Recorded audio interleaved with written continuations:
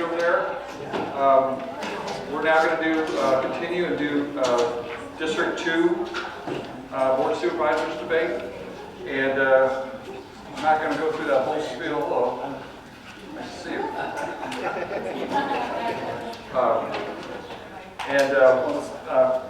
Thank again Carlos, who is running the operation.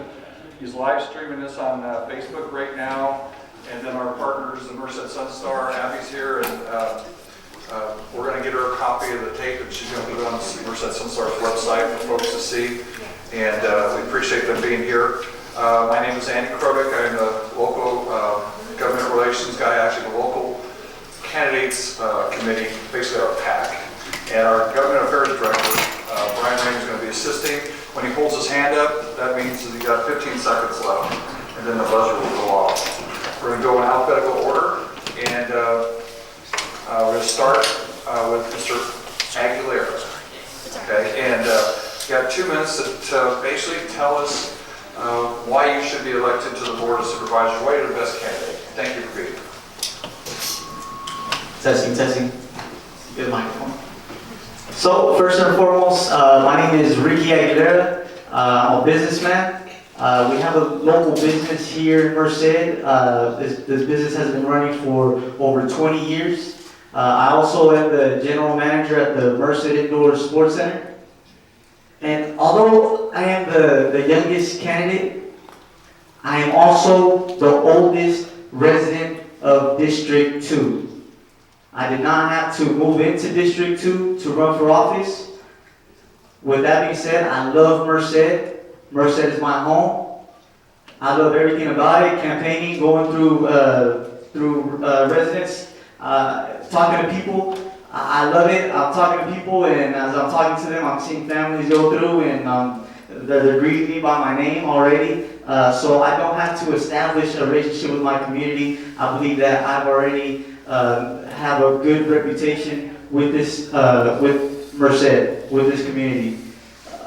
Again, I love Merced. I know you're gonna hear this a lot. Merced has a lot of potential, so I want to make sure that we live up to that potential. I want to make sure that we live up to this potential, because I believe as well that Merced has a lot of potential. So I want to make sure that we make Merced thrive and be successful.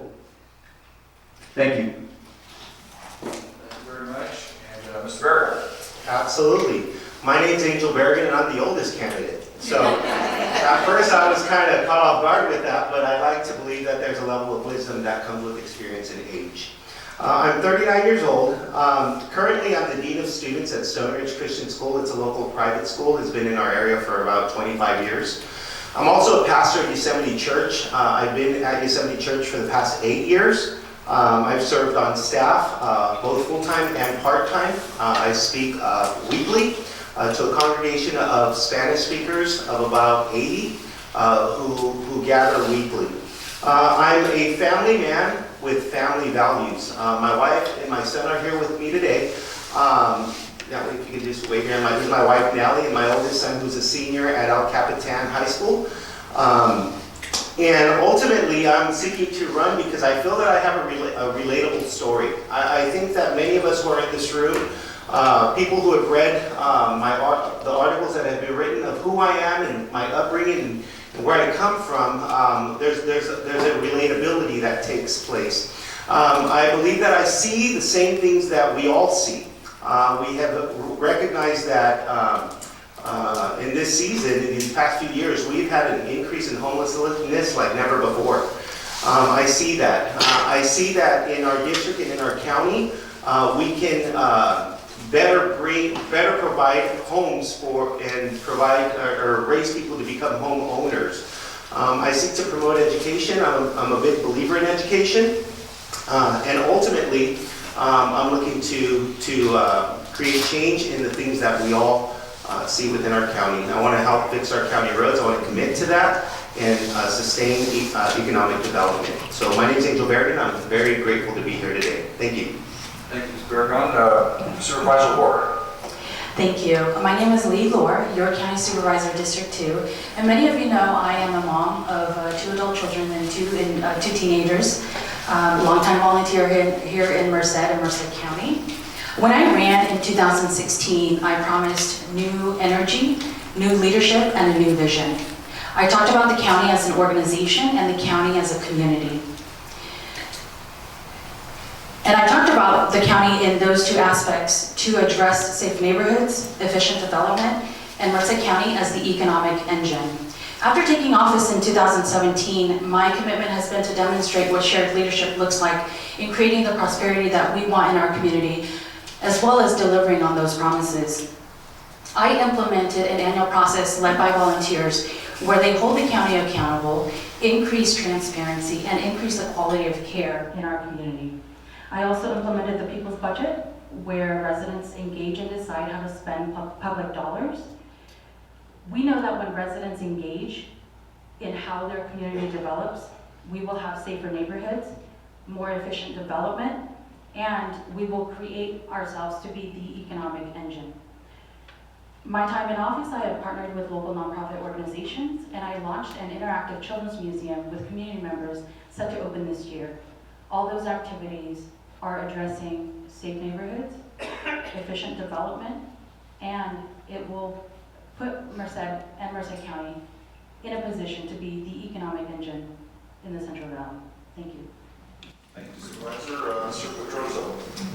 Thank you very much, and I want to thank everybody for being here tonight. And I would be remiss if I didn't give my condolences and for Mr. Salvadori, who served this community for so long and for so well. I knew Mr. Salvadori as a person, I considered him a friend and a supporter, so he'll be truly missed.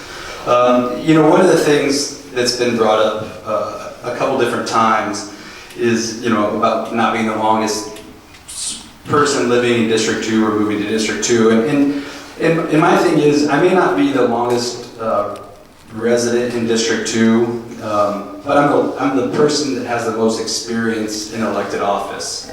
Whether it was with the City Council for 9 years, I was first elected in 2009. Then again, I was re-elected in 2013 and served as Mayor Pro Tem for the City of Merced. And through that time, I had the opportunity to really put my leadership and my collaboration working with people to good use.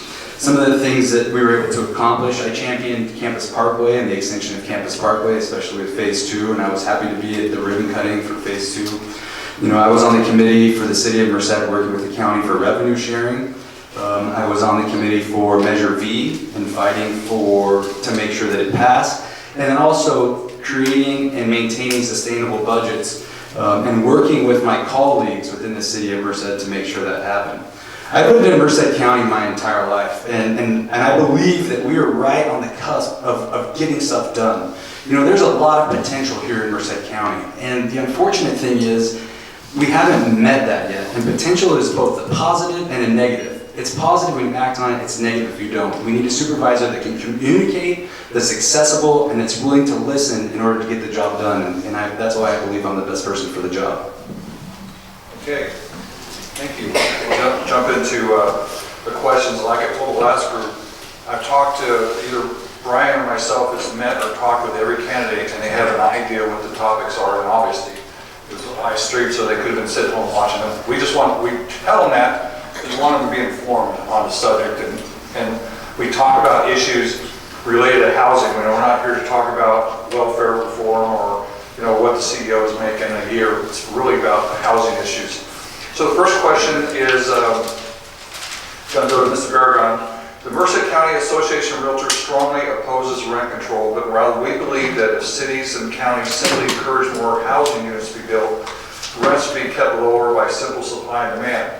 This has come up in the last couple of years because of the UC Merced's 2020 plan. So there's been, you know, rents have gone up when there's only 1%, but as the Mayor Murphy said, they had 1,000 units on the books to be built, and that will help. So what is your position on your support or oppose rent control? Thank you for your question. So I oppose rent control. I do believe that there's several individuals within our community who are not homeowners, and I believe that buying your home is a part of achieving the American dream. Ultimately, when a person has a vision of of renting for the rest of their life and seeking for government to put these rules into place to cap rent control, I believe that we're missing the bigger picture. We're missing the bigger vision. So ultimately, in my position, I would like to see more homeowners in Merced County. I'd like to see individuals achieve their fullest potential and in purchasing their own home, becoming homeowners. So in my position, I would not seek to favor rent control. Thank you. Supervisor Orr. Thank you. I rent, and I support initiatives to make sure that housing is affordable, whether it be rent control, whether it be increasing development. I think we shouldn't define ourselves by saying we support or oppose rent control, because there's multiple solutions that we can explore and implement. So rent control isn't the only option. Thank you. Mr. Pedrosa. Thank you. I do not support rent control. I don't feel that here in Merced that we are in a position to do that. If you heard at the State of the City last week, Mayor Murphy said that we have a 1% vacancy rate. And I think that one thing that you do by instilling or imposing rent control is that you disincentivize investors to come in and build more housing and be able to provide more housing, because that's what we need. We need housing for more people, because we don't currently have it. You know, the other thing is, and I was talking to a friend of mine, I'll say Robert Delina, the other day, because I was asking him some questions about this, and one of the issues that he brought up that I hadn't thought about was, you know, sometimes when you have rent control, it can turn into blight in our neighborhood, because you don't have the homeowners that are coming in because they're not able to raise the rent to be able to maintain the properties at the level that they should have to maintain. And that's something that we have to look at and focus on, because that's something that's, you know, incredibly important. And then at the end of the day, rent control does the exact opposite of what you're trying to do. You stop people from coming in and wanting to invest in your community when you want people to be able to invest in your community. And so I personally cannot support something like that. If you remember, I think it was 2011, we had a group come in called Tenants Together that was fighting for a housing bill of rights, and the State Attorney General's office fixed that to allow, you know, different things and provide the landlords with more of those rights to be able to do that. So I don't support it. Just to pick up where Mr. Pedrosa was talking about, like in the city of New York, in rent-controlled neighborhoods, the average renter stays there 22 years, and so rents are artificially low. Is talking about it makes it difficult for owners to invest money back into those buildings so they become blighted neighborhoods. The other thing is that, you know, if you're in a tight budget situation and you have to hire a government employee to go monitor rent, you may be taking away general fund money that could be the fire or police department. So it has a cause and effect. So Mr. Aguilera. You say it better and better every time. Thank you. Well, this is a very, very serious issue that I hope that I bring a little bit more awareness to. Rent control, this is going to really impact the economy. This will also impact family, residents. This will impact our future. Fortunately for me, I will still have more time to look into this and gain more information. I hope that as a county supervisor, you guys can appreciate that. I hope that you guys can appreciate somebody that will not just react, but will take the time to look at both sides and really analyze the situation. So thank you. Thank you. Okay, next question for Supervisor Orr to start. It's become apparent, and I understand there's some internal polls done, and that homelessness is the number one concern of most folks in Merced and Atwater, certainly near the top of the list. And not just the homelessness itself, but the environmental conditions of these camps. And I tell the same story that I told the last group. You know, my son is a medic for rigs, and he was telling me last summer when he went into one of the camps because there was someone who was in trouble, that they had to take their gurney through and around, and he said, Dad, it was so horrific in terms of feces, and it was a bad environment for those people. And get sick. And so my question is, what are you continuing to do as this member of the Board of Supervisors to ease this problem, including not just the homelessness issue itself, and I don't know if there's a right answer to this, but also the environmental issues with the camps and the public safety. What will you do for the next 4 years if re-elected supervisor, and for you folks, what will you do in the next 4 years? Okay, it might be a repeat of what you probably heard Supervisor Pereira address earlier. The county should lead efforts in that. The Board of Supervisors, how we conduct business is we designate a representative for each initiative. And to help the county and the board address solutions to homelessness and safety around camps is we designated Supervisor Pereira to serve as our lead and me as the alternate. In the summer of 2017, prior to me being designated as the alternate to Supervisor Pereira, I began working with the staff to build capacity in the local nonprofits who would help us address those issues and serve as the collaborative applicant on the continuum of care.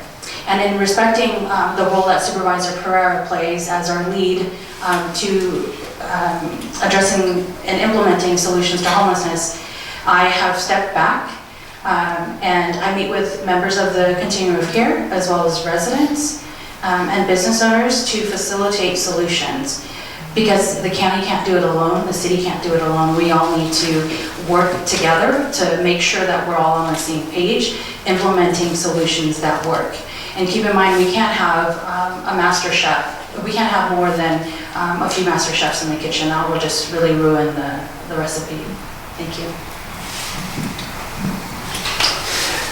Thank you. You know, it is apparent about homelessness, and this is something that we hear about quite a bit on the campaign trail or when I was on the Siloam City Council. You know, one of the things I think the county has done well is securing the grant, the $6.5 million grant to do navigational housing. I think that's something that is really important because if you look at the studies that are out there, whether it was from continuum of care, everybody says permanent supportive housing is the way to go, and so that's something that needs to be done. But the one thing that has happened is that the county hasn't identified operational funding moving forward. So they're looking at $1.5 to $2 million a year to provide for the funding at those at the navigational center, and that's not something that's been budgeted. As your supervisor, one thing that I really want to look at is if you're going to be successful with having a program like this, you need to make sure that the funding is in place. Government can find money to build a building, but they can't. It's difficult to find money to budget for that, and so it's important that that as a county we do that. You can't criminalize these people, you know. And I know I've heard a lot of times. I had friends who were firefighters who would go out on these medical calls, and they're stepping in holes that they don't know, and that's not okay. And so we have to look at what are we doing. And you have to also look at other communities as to not recreate the wheel. There's programs like in Pasadena, it's a HEART program, where you send a social worker and a law enforcement officer out there to where you're talking and you're kind of assessing the situation. A lot like what they do with the homeless now, but this kind of creates a caseload for it. Okay, Mr. Aguilera. It's going down, it's going down. Well, having a local business here in Merced, I understand how serious this problem is. I understand that it's very hard for local businesses to succeed when we have a large amount of people setting up camp around your business. I understand that it's also very hard for the residents when they go out to do simple things like take out their trash and they have somebody going through their trash. Not only do they fear for themselves, but they fear for their children, they fear for their families. I think that some of the other candidates already had already had a position to have the opportunity to decrease these numbers, but unfortunately we've been investing more and more money on this issue, and the numbers are increasing. Walking around District 2, I've met with hundreds and hundreds of people, and this is the #1 problem in District 2. So my thing is, I think we need to start letting this issue be a lot less attractive and start dealing with this issue. Thank you. Mr. Vergara.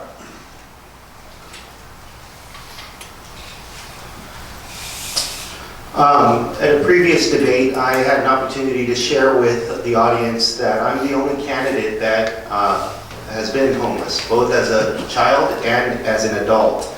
And the reason why I say that, despite, the difficulty of confessing that, is I do believe that I have an empathetic way of addressing it. I've been homeless, I know how to address it. And ultimately, what I would look to do is seek to create inspiration within these individuals. One of the things that, I take that's difficult for me to hear is for someone to say, I step back from that. This is certainly not an area that we need to step back. This is an area we need to step into. And once we step into, there's different ways to stepping into it, is ultimately getting involved with the COC. District 2 has the highest rate of homelessness in Merced County. And I believe that as a supervisor in District 2, you have to have a relationship, you have to participate with the COC, and you have to have boots on the ground. And I was very proud the other day to go participate with Point and Count, where we had an opportunity to talk to homeless individuals. I was able to participate with the Merced Rescue Mission, and while I was in one of their homes, they were sharing several stories that were relatable, and ultimately I was able to inspire them and encourage them to continue to make positive change. I do believe that there's a level of tough love that needs to take place, and ultimately get to a point where individuals are no longer participating in homelessness. I'd like to see it, that I would ensure that it would decline in the next 4 years. Thank you. Thank you. It is a tough problem, and again, I don't know what the answer is completely, but I do know that my better half works at a business in District 2, and it's pretty bad when her or Mr. Lowry's wife has to see feces on the doorstep. I mean, it's tough and drives business away from the downtown. I don't like that. So, anyhow, next question is going to be from Mr. Pedroso, and I changed my question up a little bit, but it's been said that it's a civil right to be able to panhandle, but a panhandler has no right to step into the roadway and impede traffic. It's a danger to the person panhandling, it's a danger to the people in the car. And as one candidate in the last forum said, if someone opens up their wallet to give a couple bucks, they could become a victim of crime. So the city of Merced, at our behest about 10 years ago, passed an ordinance for no panhandling. And they enforced it for a while, but now they don't really. And so I'm talking to the sheriff today about panhandling. He said, I would enforce it, Andy, and I would use my SET team, which SET stands for Sheriff Enforcement Team, but I don't have an ordinance to enforce. So my question to you, starting with you, Mr. Pedroso, is would you advocate that the Board of Supervisors push anti-panhandling ordinance in Merced County? Yes, I would. And the reason I would is because while I was on the city council, we did pass that ordinance. And it was very frustrating when we went through the process to where you can allow panhandling. There's case law that says, it's from the church in New Jersey from the 1970s that says if you don't allow it, then it's violating their freedom of speech. So you can allow it. I know that in Merced we passed that ordinance and it was strictly enforced, and I think that that's one of the things that it comes down to is enforcement. We need to make sure that we have the people out there to enforce those ordinances that we have on the book. And I think that one of the things that goes back to a whole number of things. That's funding for public safety, making sure that we have the right amount of public safety officials on the street to be able to do that, and making sure that we can enforce that. So I would advocate for that, especially when it's in the medians. And like somebody said, like you said at the last debate, they can continue to be homeless for another day by giving somebody some money, or you could open yourself up for some crime, and it tends to be the same people. I know that there have been efforts in Merced County in the past through the rescue mission to kind of put up different opportunities to donate and hand out cards to say, hey, don't give money here, give money to the rescue mission, or here, go to the rescue mission and you can get a meal, or go to the homeless shelter. We need to look at what we're doing with that and make sure that people are aware of those opportunities, as opposed to just giving the money. Thank you. Ricky Aguilera, thank you. So I actually spoke to a homeless person, and very interesting. They actually said, yes, I'm homeless. I chose to be homeless. I love it. And I feel like we need to start changing that mentality. We need to stop making it so attractive to be homeless, because most of these homeless, they have the same mentality. They love it. They love being homeless. It's easy for them. They love it. And again, I know it's hard. We're all human beings. You know, when somebody that's fortunate asks you for money, I know you said that it's they cannot. Yeah, so they can't be traffic, and they can't kind of beg you for money. They can't verbally tell you. But again, this is not being enforced, and this is something that everybody has lived through, where somebody less fortunate asks for money, and us as human beings, sometimes we fall into that, and we do give them money. But we also need to understand that when we start giving these homeless money, we're actually telling them, here, you're doing a good job. We don't have no problem with what you're doing. We don't have a problem with what's going on. Here you go. And again, like you said, we give them a 20, and they're easily homeless for another week. Sometimes another hour, you know, and then they ask for another 20. Again, we need to start changing this mentality. Thank you. So is that a yes or no? Oh, that was a yes, sorry. Yes. Yes, sorry. Thank you, Mr. Guerra.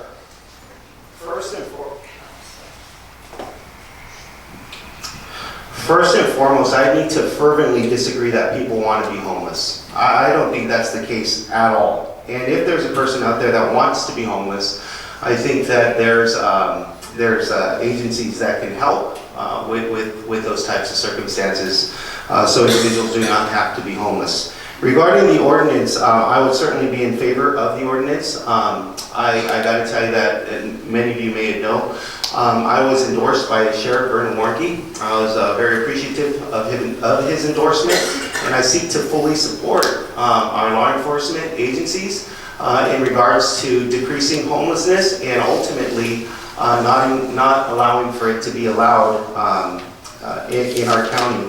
And if Vernon Warnke says, and our Sheriff's Department says that we have the ability to do that, then I would certainly be in favor of saying, hey, well then let's go ahead and bring solution to that.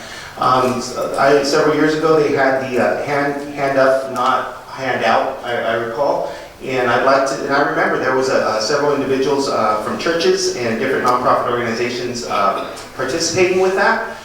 So I'd like to see those efforts continue, return in an effort to reduce panhandling in Merced County. Super question. Thank you. Yes, and I'm sure we can start working on that tomorrow. We also need to focus on educating drivers not to hand out food or money. There's a city I visited recently that has signs at the corners that educate or inform drivers that instead of handing out food or money, to direct folks to services, and that sign had a phone number on it. I think that would be a great way to educate drivers on the safety and the resources that are available.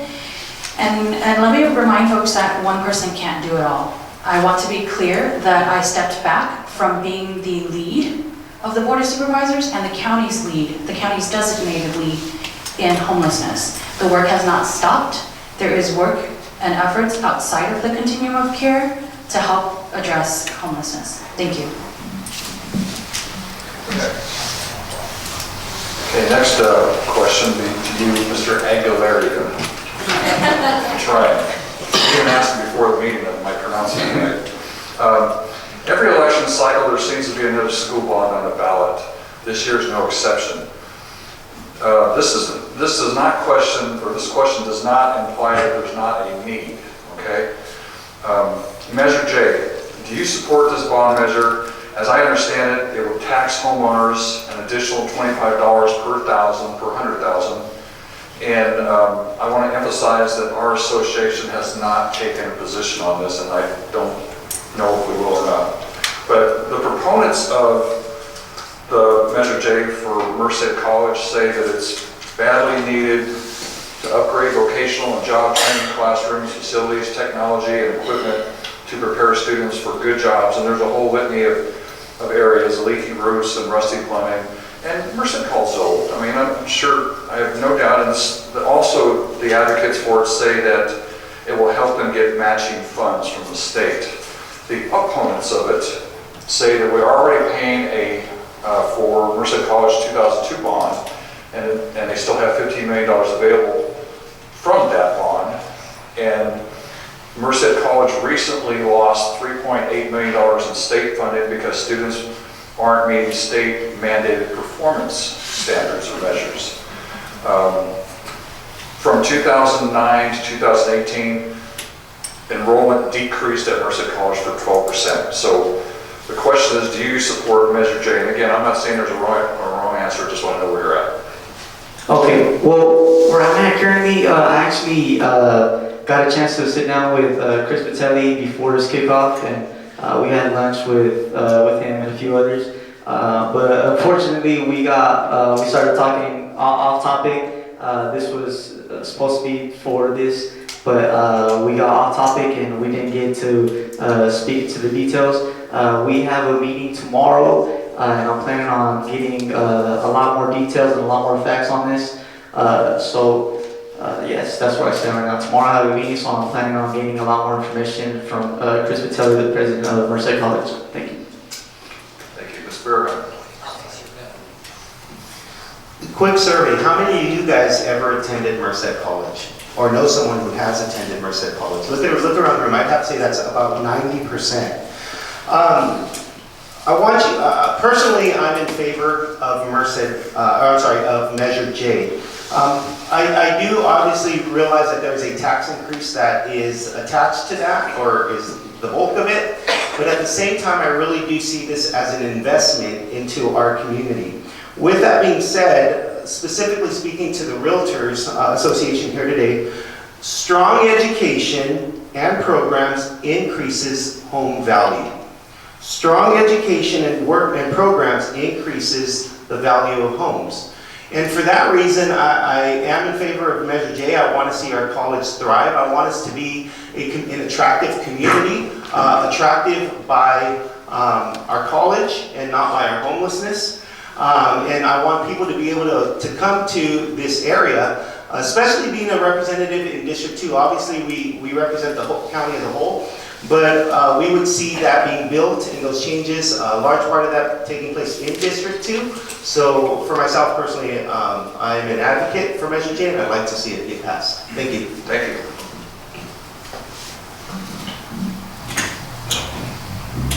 Thank you. So, because this is not a question of whether or not it's a need, I have mixed feelings. I attended Merced College, and there's no question that the college needs improvements. What I am against is another tax on our properties. And as homeowners, I'm sure you all don't want another tax on top of all the other taxes that you're paying. But that's the beauty of a democracy, right? Is to put it out for the voters to vote on it. So we'll see come March 3rd how our homeowners, our voters decide. Thank you. Mr. Rosa. As a teacher myself, and I see a lot of these students who are going to Merced College, even though you say that the enrollment is down by 12%. One of the things that Merced College is able to do is able to provide students with the skills necessary to get a certificate in welding. They just started the fast track with nutrition, auto mechanics, and that type of stuff. And I think that's something that's really important. As a high school teacher, one of the things that we're doing is making sure that our students are career or college ready, and this is something that is beneficial. And I've seen an increase of my students that have gone to Merced College to go after, to pursue some of these opportunities. I am in favor of it. I think it's something that we need to look at as we continue to build facilities and allow for our community members to learn some of these skills, and this is a great opportunity. We have a very large population in Merced that doesn't have some of these skills, but we do have some of these employers. You have layered manufacturing, curved manufacturing. A lot of these welding companies or auto mechanic companies that need the employees to come in and work for them. And so if we can provide an opportunity for them to go and work, I think that's something that it's only going to benefit our community in the long run. Thank you. And now we're going to take a question from our Government Affairs Director, Mr. Brian Ring. And we're going to start with Mr. Barrett. Thank you, Andy. Thank you, County, for being here. As supervisor, you will oversee the department's budgets whose leaders are directly elected by the people of Merced County. Do you see your role as supervisor as one to ensure that these departments have the resources needed for them to do their jobs, or to influence department policy on different issues through the power of the purse? Can you repeat that last part? I'm sorry, I Yeah. caught the whole first part. What I think I heard you say is, yeah, go ahead, repeat it. The last part of it, I'm sorry. So, in the position of supervisor, how do you view your role? Is it one to give the departments the resources they need to do their job? Or is it one to use the power of the budget and the purse to push your own policy issues to get what you want? Well, thank you for that question. That's a loaded question. Obviously, the first thing that comes to my mind is that my position is there is to give resources. Well, the way I view these departments is they are the specialists in their field. And ultimately, my job is going to be to advocate for each department to have a sufficient amount that has to do with the projects that they're doing. At the same time, I'm a representative of my constituents. Here in District 2, we have about 90,000 constituents.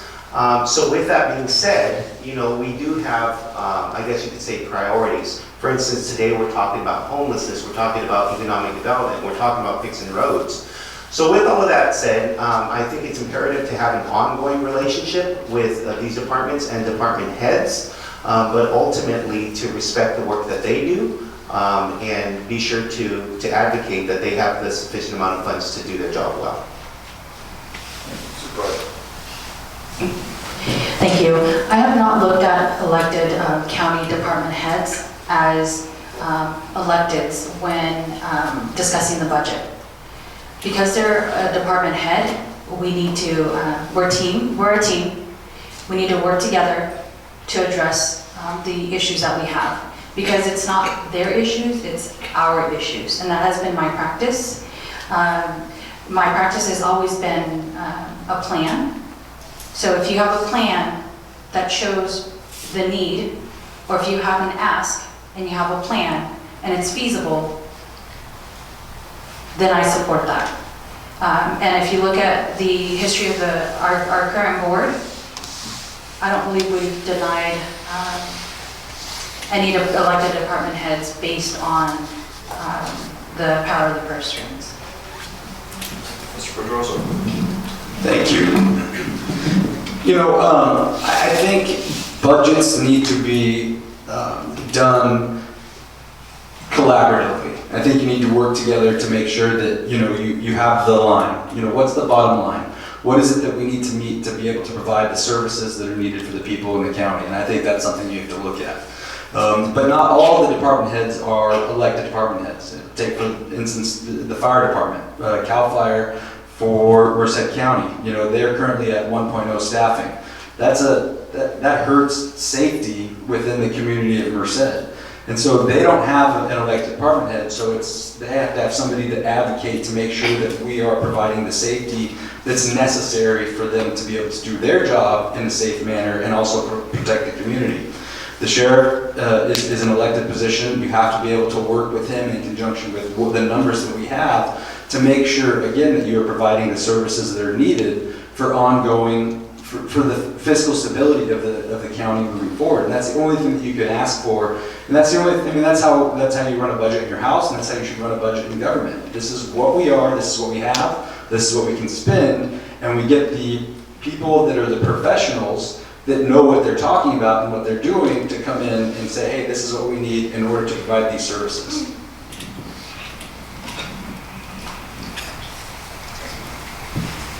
So as supervisor, my role was just to make sure that they have adequate funding. I think it's very important to establish a relationship, not necessarily a relationship where you agree on everything, but just a relationship where you're comfortable in telling them how you really feel. I think that we shouldn't influence them too much because again they are elected. But I do feel like if we come together and we have a strong opinion, hopefully they're able to take that opinion into consideration. Thank you. Okay, now we're going to get a question from former President Kim Regina. And we'll start with Supervisor Ward. Thank you very much. Thank you very much. Okay, my question is, March 3rd ballot, Proposition 13 is a $15 billion school construction bond with interest cost. The figure jumps to $27 billion. This is a general obligation bond which will be repaid out of the state's general fund. Many feel that this bond will tap Proposition 13 that the voters approved in 1978, and I'm just curious how you feel on Proposition 13 on our March 3rd ballot. Supervisor. I voted, and I believe, if I recall correctly, I voted no. I feel the state can address that in other ways, and we don't need any more out of our own pockets. Thank you. I'm against this. I'm against this because I think that this is a very slippery slope. I was at a conference about 3 weeks ago. There was a teachers union conference, and one of the things that they kept bringing up was, how it's not going to affect local communities or rural communities because of the ag exemption that they have, because ag is totally exempt. But then also that if your business has $3 million of revenue, you're exempt, or $500,000 worth of business equipment, you're exempt. Well, there's a lot of businesses that are here in Merced that wouldn't be able to qualify under that. And so I asked the question is, what is it going to do for jobs here? How is it going to affect businesses here? And nobody could answer that because they just don't know. What they're looking at is I believe if I remember correctly, it's that 8 businesses for like $12 billion over the life of the bond. I can't support that because how are people going to be able to compete with that? And then as it comes further down and they look at this, then they are going to start going after residences and they're going to start going after some of this other stuff. The bond for the college is different in that it's strictly for facilities. This isn't just for facilities. This could go for anything. This could go for salaries. It could go for whatever you want. And so this is something that I'm just very hesitant to support at this time, and I won't support it. Do you mind asking that question one more time, just because your microphone wasn't working, and just want to make sure. Sure, can you hear me now? Now? It's okay. Don't worry about it. I was just saying, we're having technical difficulties with that microphone, but it's okay. I heard you personally. So first and foremost, I am not for raising taxes. You won't see me jumping up and down every time something comes up when it involves raising taxes. With that being said, we live in a democracy, and if the voters vote for it, then I will abide by the law. If they vote no, again, I will abide by the law. But thankfully, we live in a democracy where everybody has a chance to vote, and I think that is the American way. Thank you. Very good.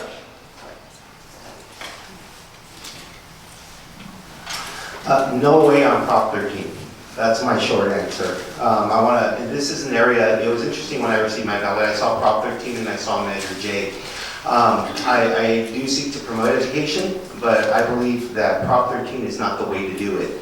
For individuals who potentially might be unsatisfied within the education or whatever the case might, the specifics of that might be, I'm personally, as I mentioned, I'm a dean of students in private education, and it's an alternative. It is an alternative for individuals who are potentially interested. So specifically in regards to Prop 13, no way, not me. Thank you. Thank you. Okay, for Mr. Pedroso, at the end of your first term, what do you want your top 3 accomplishments to be? And if you're already in office, what are your top 3 accomplishments for the last 4 years? So some of the things that I want to focus on while in office is it's kind of a continuation of what I did as a member of the Merced City Council. I want to continue to increase focus on transportation and making sure that we are continuing to work on infrastructure in Merced. I think when you have sustainable infrastructure that is able to provide connectivity, then you're going to be able to bring in industrial jobs, which the county desperately needs. We need those types of jobs in Merced. I think we have to look at increased funding for public safety. I know that's something that people always say, but I go back to fire and have fire, only being staffed at 1.0 per station puts a strain on them, and then also a strain on the community, and then also as well with the sheriff's department. They need more people. We need to make sure that they're doing that. And then again, it goes to increasing revenue. And I think all of it comes down to, or it all ties back together with infrastructure improvement. We have the one-stop shop planning department in place, but we need to make sure that we are utilizing that. And we're providing our economic development staff and our directors with the opportunity to go out and really advocate for Merced County and making sure that we as a board are working together to advocate for Merced County and putting Merced County in a good position to succeed. Thank you. Ricky. Yeah, so first and foremost, I would love to see the homelessness numbers start decreasing. I know that this is a very sensitive issue, and like you've heard a lot, this is not something that you do one thing and it will all go away. No, this is going to be a collaborative solution. So, but my main thing is, if we start doing something different and start decreasing these numbers, then I strongly believe that this will have a very, very positive domino effect in the economy, with the fire and safety, with pretty much everything. Speaking to somebody, I was speaking to him and he said, the homelessness affecting the local businesses, that's a bunch of baloney, right? And but the thing is, he doesn't know, or that person does not know, doesn't experience what local businesses experience. They don't know how hard it is for, like you were saying, Andy, that they urinate and they do a lot of things and make the property just look bad. And not only that, when there's a crime committed, like they break in or they steal, or a lot of times when you address this issue, we speak to the law enforcement and we say, hey, yeah, we got a camera and that was him, right? But what happens is that same person is still there, but we are left with a bill. We are left with the $1,500 window that we have to repair, and the expenses that the lost inventory, etc. Sorry, thank you. Thank you, Mr. Verga. Yes, I'd also like to see a decrease in homelessness. I'd like to see more homeowners in Merced County. And I'd like to provide greater relationship and communication with my constituents in District 2. If I could throw in a fourth one, please, I'd like to fix our county roads. I'd really like for our county to be more attractive in that form, in that sense. But ultimately, my top 3, I'd like for their 4 years to be a visible decrease in homelessness. I'd like to see more homeowners, individuals no longer be renting, but purchasing their homes. And I'd like to provide relationship and communication with my constituents. Thank you. Thank you very much. Supervisor. Thank you. It's very difficult to choose the top 3, but here I go. In the county as an organization, the processes put in place to hold the county accountable, to increase transparency, and to increase the quality of care for our community. This is sustainable and will stay in place regardless of who comes in office next. The county as an organization and the county as a community. My partnerships with local nonprofits and the strengthened relationship between the county and those nonprofits. 3 is the Interactive Children's Museum that will improve the quality of life, the quality of education, the quality of experiences, and definitely set Merced and Merced County to be that economic engine. Thank you. I think we started with you, didn't we? Yeah, okay. Someone get the microphone to affiliate Robert Delina. I want him to ask a question, but before he asks a question, starting with, go ahead and give him the mic. How much money have you raised and who is your biggest contributor? We'll start with you, Ricky. Well, I decided to take a different route. I did not start my campaign asking for donations. My campaign has been funded out of pocket, and I hope that you guys could appreciate this. This is very, very expensive, I know, and I just hope that everything pays off and you guys can really look at this as, I'm not trying to make you guys spend more money. I don't want you guys to spend more money. I want you guys to keep your money. I want you guys to make more money. Okay, so that's my position. That's where I stand, and I strongly believe that I will be heading into office not owing anybody favors, which I believe is very important. I believe that with this, there will be a lot more things done, and I will be very productive in this position. Thank you. So you're 100% funding yourself? Yeah, I have no donations. Okay. Thank you. So that's financials. That's just so you know, you can look at all this stuff right online, right? Where they're spending their money, what they're spending their money on, and how much they've spent, and how much they've raised. Okay. Spare gun. Yeah, so I'm lingering right around $25,000 on this campaign. My biggest contributors have been a local dairyman and a local doctor within our community. Beyond that, I've raised funds through fundraisers, through meet and greets, and through individuals who have just simply sought to support my campaign through financial donations. So that's been the majority of my income. What was the largest amount? Oh, the largest amount, I'm sorry, $1,000. $1,000. Yes. Okay. Supervisor. Thank you. Our team has raised in cash about $25,000 and then $5,000 in non-monetary contributions.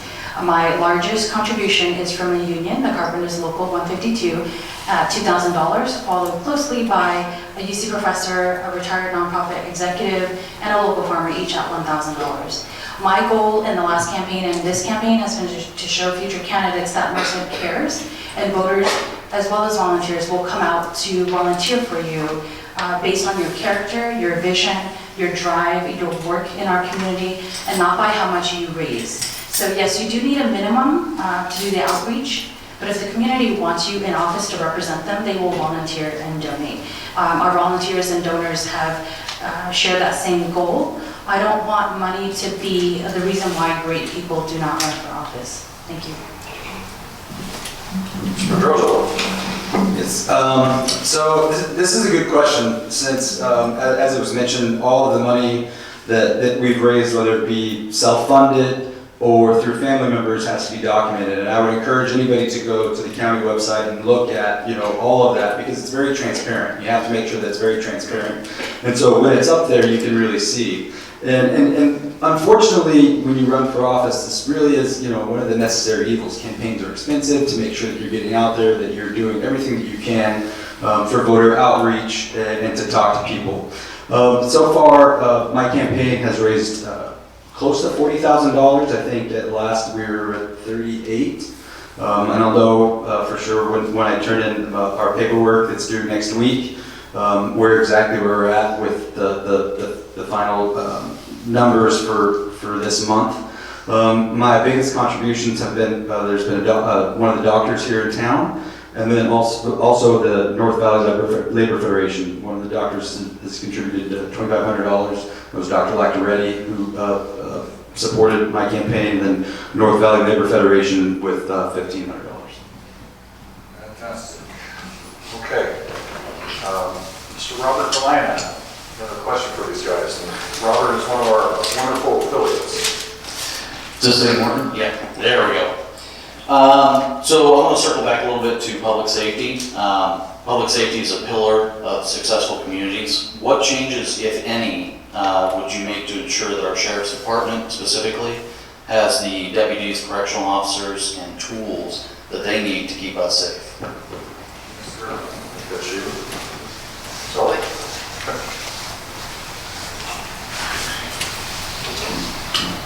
Were you referring specifically to the sheriff's department? I'm sorry. Or just first responders in general? Sheriff's department specifically. Okay, so in my previous meeting with Sheriff Vernon Morkey, he was sharing with me that he's fully staffed.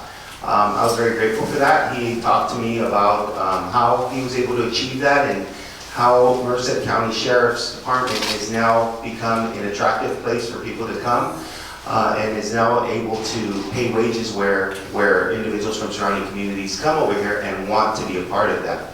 I do believe that there are certainly areas that Sheriff Morkey are initiatives that he wants to see improve. Specifically, I'm aware that there's a potential initiative coming up in regards to a new jail, or certainly upgrading our jail. I certainly see that as an area that we can help support our sheriff to ensure that criminals are off the streets and ensuring our safe communities. Can I answer your question? Yes. Okay, thank you. Thank you, Supervisor.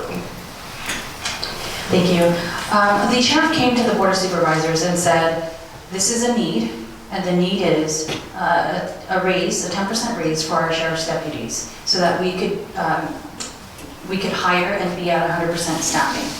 The board worked with the sheriff to accomplish that. Going forward, I'd like to work with the sheriff on a plan. My ask twice has been, what plan do you as sheriff, our elected official, have for the department moving forward? To date, I have not received that. I have not seen it.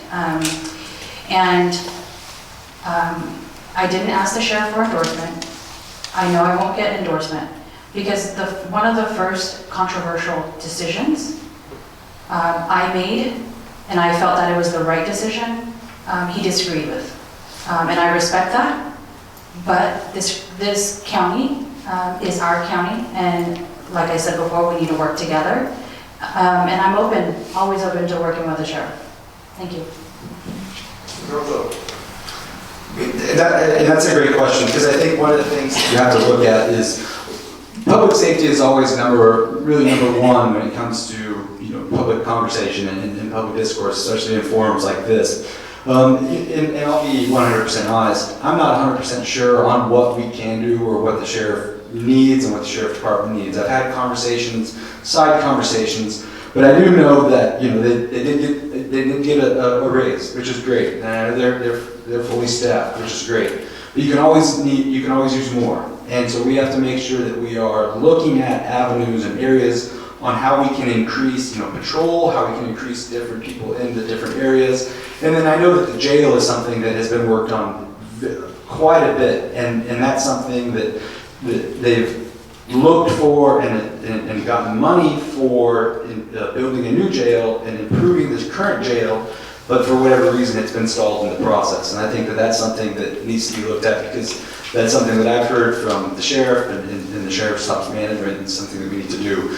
But in regards to other public safety, again, like I mentioned, they need $8 million in the fire department to go 2.0 staffing at the level. You can't go into a fire with only one person, and that puts a stress on fire, so we need to make sure that we're doing that. And just a general increase in body if that's what's needed. And so I guarantee you that I'll work from day one with the sheriff and the other public safety people to say, hey, what is it that we need and how do we work together to get your message across.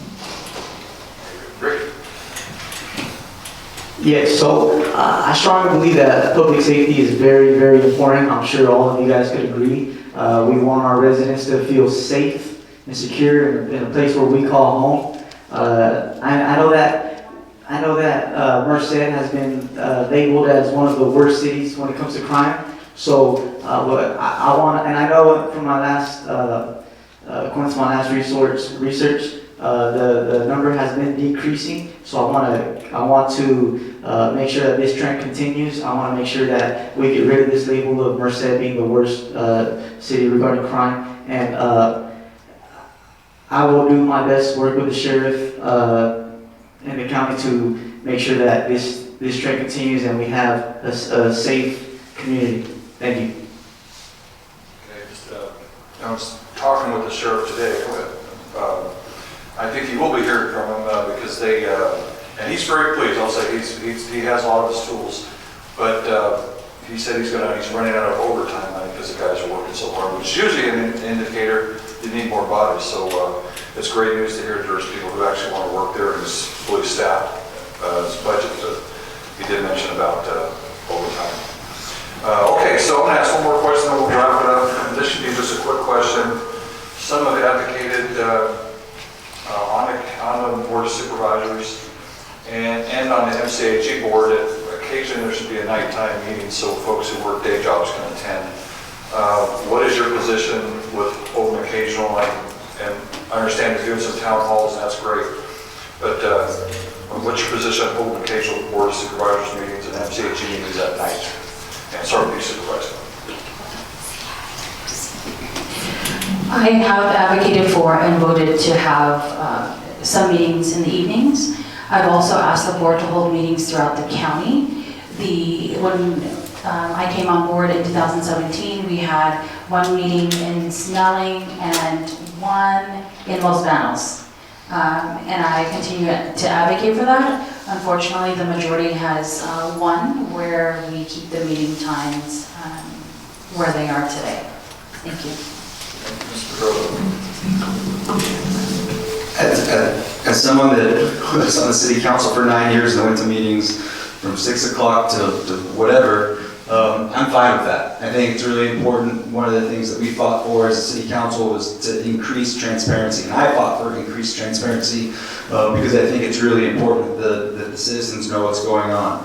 I think that we should have at least one meeting a month. There's 2 supervisor meetings a month. I think that should happen. I also think that we should look at MCAG, and I know the Supervisor Pereira has talked about MCAG and seeing if we can increase the meetings and put them at night. And that's a different board, being that it's a technical board and it's a planning board. You have to get agreement from the different cities and the county.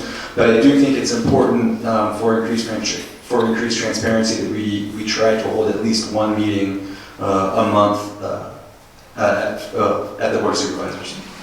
Great, thank you. Yes, so I am definitely open to it. I think it's very important that we have an increase in attendance. If I'm elected as Merced County Supervisor in District 2, something that I will do is, in this generation, like right now we're streaming live, and I know that this is the way that this generation is heading. It's a lot more mobile, it's a lot more social media. So what I plan on doing is getting on social media and FaceTiming and talking to the community like this and making sure that everybody is in the loop of what's going on. I will talk about future information that's going to be on agendas for the next week, and just encourage more people to attend and get more people involved in this way. Thank you. So certainly I'd be in favor of taking meeting times if that's what the community wants, and that's what the constituents are seeking for. Certainly be open to that. But one of the things I'm convinced of is people don't necessarily want more meetings. What they want is relationship. And if you can carry a relationship with members of your community, just simply through conversation and dialogue, individuals want to feel that they're caught up to speed. They want to know that they're a part of, and their representatives knows where they stand. So certainly on my end, I'm in favor of switching it up if we need to. But like I said, more than anything, I'm seeking to really carry on relationship and communication in this campaign and in that role. Thank you. Okay. All right, before we move into our closing remarks, which will be 1 minute, how about a round of applause for our candidates?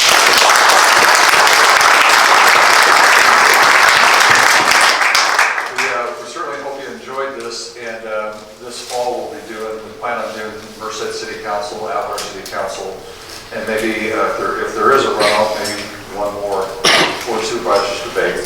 So we're going to start with you, Mr. Pedroso. You're a 1 minute shot. And the last thing I'd say is, if you go on our Facebook page, we'd love for you to share that on your Facebook so we can get this thing out, and you're up. Well, thank you again, and thank you everybody for being here. These were some really good questions. I'm glad we have the opportunity to explain ourselves. You know, one of the things that I get asked all the time is why I'm running for this position. And it's kind of like I said in my opening, is because I recognize that there is a lot of potential in Merced County, and specifically in District 2. And that potential has gone unmet. If you don't reach that potential, then you're failing. And we have a responsibility as a community and as an elected body.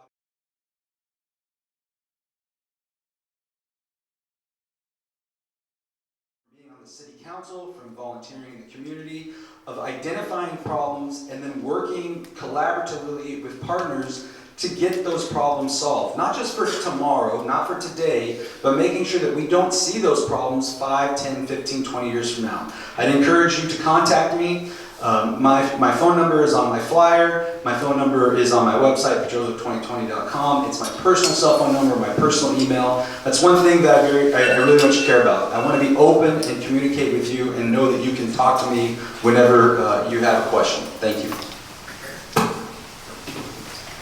Thank you. First and foremost, thank you all for coming. In case you guys did not get the chance to know, my name is Ricky Aguilera, and although I am the youngest candidate, I am also the oldest resident of District 2. I attended Peterson Elementary, I attended Crookshank Middle School, I attended Merced High School, I attended Merced College, all in District 2. I love Merced, I want to see Merced succeed, and the reason why I'm running is because I'm tired. I'm tired of always, when it comes to re-election, we seem to be talking about the same issues every time. We seem to be talking about the same issues and same promises every single time. I think that some of the other candidates already had the opportunity to make some change. And right now, Merced has a large appetite for change. And I believe that if you guys elect Ricky Aguilera to be Merced County Supervisor in District 2, I believe that I will implement a can-do attitude here at Merced. Thank you. Very good. Leadership is a humble position, and I truly believe that life circumstances have prepared me well in leadership roles to run for this position and to truly succeed. I'd like to ask you all for your vote. To vote Berrigan if you want to see a decrease in homelessness and someone who's really getting their hands on and boots on the ground. To vote Berrigan if we like to see more homeowners and someone be in office who's truly going to promote more individuals to purchase homes. Vote Berrigan to have someone in office who you can truly carry a relationship with and have open, honest, and transparent communication. So ultimately, I'm seeking to create these changes in our county in District 2 to promote education so that Merced County can continue to be the best that it can be. Thank you. Okay. And last but certainly not least, Supervisor Ward. Thank you. I enjoy my job as your county supervisor.